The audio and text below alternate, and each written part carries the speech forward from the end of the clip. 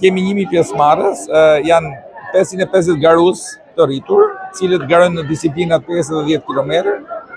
Dhe besoj nuk i ka shku 600 fakt sepse ka pas kërkesa të shumta dhe kemi 450 fëmijë që janë fëmijë po janë nxënës shkollës nga klasa 6 deri në gjimnaz. Pra kemi kategori që vrapojnë 5 km, 10 km dhe kategoria 1 km që është për fëmijët, që quhet run në fakt. Do të jenë dy kategori vete, shkollat e mëdha dhe shkollat e mesme. Dhe do kemi fitues për secilën nga kategoritë. Sigurisht që është angazhim i madh dhe sigurisht falenderoj gjithë qytetin e Durrësit që mirëpriti edicionin e parë të maratonës.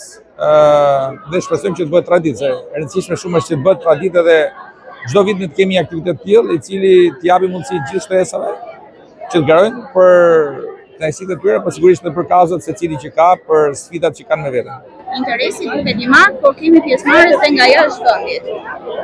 Gjithmonë maratonat shfaqin interes nga jashtë vendit. Interesi jon i madh është kjo që mos jetë vetëm aktivitet lokal, por të jetë ndërkombëtar. Kemi 17 shtete që përfaqësohen sot në Durrës maraton. Sigurisht ato kanë ardhur dhe duhet kemi turizëm sportiv dhe kjo është një nga arsyet.